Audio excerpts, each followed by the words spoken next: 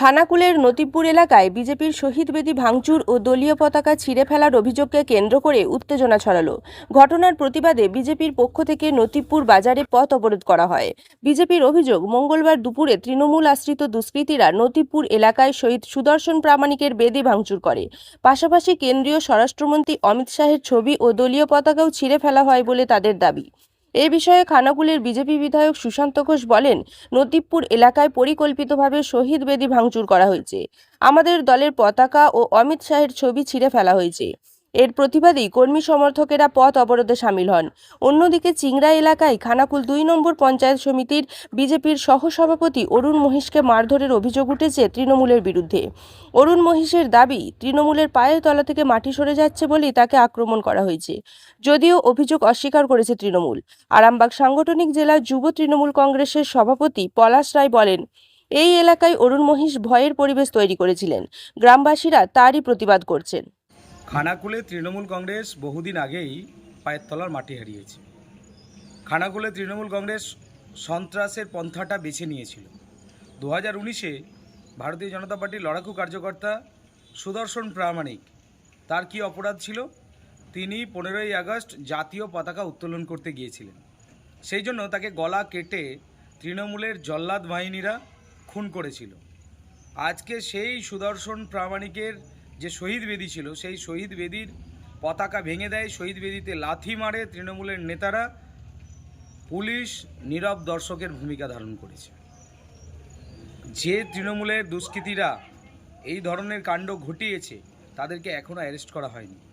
আমাদের কেন্দ্রীয় সভাপতি নীতিন নবীনজির ছবি পর্যন্ত ছিঁড়ে দেওয়া হয়েছে।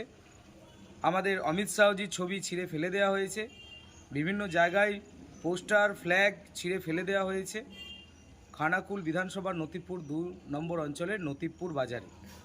তো তৃণমূল কংগ্রেসের হারমাদ বাহিনীরা এই ধরনের যে সমস্যা খানাকুলে তৈরি করার আবার চেষ্টা করছে, যে ধরনের আবার হিংসার বাতাবরণ তৈরি করার চেষ্টা করছে, তার প্রতিবাদে ভারতীয় জনতা পার্টির কার্যকর্তারা রাস্তায় ছিল, আছে আর জোরালোভাবে থাকবে।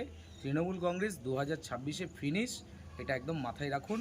কারণ তৃণমূল যত পায়ের তলা থেকে মাটি হারিয়েছে, তত তৃণমূল কংগ্রেস সন্ত্রাসের পন্থা বেছে নিয়েছে। আজকেও তৃণমূল কংগ্রেস একই ধরনের কাজ শুরু করেছে।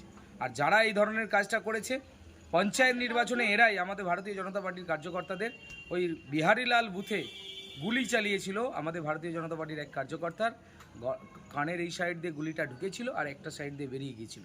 কোনো রকমে তার প্রাণ বেঁচেছে। আজকে পুলিশ তাকে ধরতে গিয়েও ছেড়ে দিয়েছে। তৃণমূলের জেলার নেতারা আসছে, জেলার যুব সভাপতি পলাশ রায় ওই যে হারমাদ নেতাটা আছে তাকে নিয়ে ঘুরে বেড়াচ্ছে, যে গুলি চালিয়েছিল তাকে নিয়ে ঘুরে বেড়াচ্ছে, আর তাকে নিয়ে ওই এলাকায় সন্ত্রাসের বাতাবরণ তৈরি করার চেষ্টা করছে। তো এর প্রতিবাদে ভারতীয় জনতা পার্টি ইঞ্চিতে ইঞ্চিতে লড়াই করে। আমি জয়রামপুরে ছিলাম। তো জয়রামপুর থেকে যখন বাড়ি গিয়েছিলাম, আমাকে ভাই ফোন করছে, বলছে এরকম দাদা কোথায় আছো? আমি বললাম যে জয়রামপুরে আছি। বলছে এখানে আসো, এখন ঝামেলা হচ্ছে। মানে কী নিয়ে? বলছি এরকম জয় শ্রীরাম করেছে, ওরা জয় বাংলা বলেছে, সেই নিয়ে হচ্ছে। আমি বললাম ঠিক আছে, যাচ্ছি বলে ওখানে গেলাম।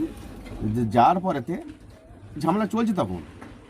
তো চলার পরেতে আমি যখন বাড়ি ঢুকছি, বাড়ি ঢোকার আগেতে আমার বাড়ি ঢুকবো সেই 1 মিনিট তার আগেতেই আমাকে বলছে একে মার, একে মার, একে মার, একে মার। আমি বলছি আমি কী করে ফেললাম? আমাকে মারছে, আমাকে মারবে। আমি বলছি ঠিক আছে চলো বলে আমাকে ওই ঠাকুর মন্দির আছে, শীতলা মন্দির, ওর গায়েতে ফেলে মানে যেভাবে আমাকে মারধর করেছে আমি কিচ্ছু জানি না। আমি কিচ্ছুই জানি না, এখন পর্যন্ত আমি বলছি কিছুই জানি না। কারা ছিল বলতে এইগুলো বিভাস মালিকের নেতৃত্ব হয়েছে। এটা আমাদের যে তৃণমূল কংগ্রেসের নেতা রয়েছে বিভাস মালিক, তার নেতৃত্ব হয়েছে। এবং তার নেতৃত্বে ওখানে ছিল স্পটে, যেটা দেখতে পেলাম আমি, সমুদ্র দলুই এবং দেবকুমার দলুই এবং রাজকুমার দলুই এবং মুক্ত দলুই, জহর দলুই এবং চিংড়াজিপি থেকে অরূপ মুসকে যদি এখান থেকে সরিয়ে দিতে পারি, তাহলে একদম চিংড়াজিপির মাটিতে একদম তৃণমূল কংগ্রেসের একদম ফায়দা লুটবে। ধরেছে আমাকে তো যা আমার ছেলেকে মারছিল, আমার ছেলের টুনিটাকেই এমন জায়গাতে ধরেছিল, টুনিটাকে ভেঙে দেওয়ার জন্য। তাকে যা ছাড়াতে গেছি সেখানে অমনি সবাই আমরা যা ছাড়াতে গেছি আমাদেরকে ফেলে দিয়ে মোটকে তো আমরা নিচেতে আমাদেরকে ছ্যাঁতালছে পায়ে করে। আর ওনাকে তো হচ্ছে পায়ে করে হচ্ছে যে শুধু পেটে লাথি মারছে, আর গলায় যে চেনটা ছিল ছিঁড়ে নিয়ে না মনে হচ্ছে। আজকে চিংড়া গ্রাম পঞ্চায়েতে যে ঘটনাটি ঘটেছে, ঘটনাটি হচ্ছে ওই চিংড়া গ্রাম পঞ্চায়েতের বিভিন্ন এলাকায় বিজেপির নেতৃত্ব এবং বিজেপির যে আশ্রিত দুষ্কৃতিকারীগণ তাদের দ্বারা এলাকার মানুষ দীর্ঘদিন ধরে এলাকার মানুষের উপর অত্যাচার চালাচ্ছে। কখনো কাটমানি চাইছে, কখনো মদ্যপ অবস্থায় মানুষের উপর অত্যাচার করছে, মারধর করছে, কখনো মহিলাদের সঙ্গে দুর্ব্যবহার করছে। সেই জায়গায় আজকে এলাকার মানুষ সংঘবদ্ধভাবে আজকে প্রতিবাদ করেছে, সংঘবদ্ধভাবে মানুষের ক্ষোভের একটা বহিঃপ্রকাশ ঘটেছে। আর ওই এলাকায় আমরা তৃণমূল কংগ্রেসের কথা যেটা বলা হচ্ছে, ওই এলাকার মানুষের জন্য তৃণমূল কংগ্রেস কাজ করছে, মানুষ সংঘবদ্ধ হচ্ছে, মানুষ যে আগের ভুল সেটা বুঝতে পেরেছে। তা আস্তে আস্তে ওই এলাকার প্রত্যেকটি বুথই তৃণমূল কংগ্রেসের সংগঠন মজবুত হচ্ছে, যার ফলে মানুষ সাহস সঞ্চয় করতে পারছে, যার ফলে গণতান্ত্রিক উপায়ে মানুষ যে প্রতিবাদ, সেই প্রতিবাদ মানুষ করেছে। শীততাপ নিয়ন্ত্রিত অত্যাধুনিক রেস্টুরেন্ট ময়ূখ রেস্টুরেন্ট। এখানে পাবেন চাইনিজ, পোলাও, বিরিয়ানি, তন্দুরি সহ সমস্ত রকম খাবার। এছাড়াও কাস্টমারদের সুবিধার্থে হোম ডেলিভারির বিশেষ ব্যবস্থা রয়েছে। পাশাপাশি যে কোনো অনুষ্ঠানের জন্য ভাড়া দেওয়া হয়। আমাদের ঠিকানা খানাকুল হেলান সংলগ্ন তিলক চক। Phone number 8617492616 9732162360।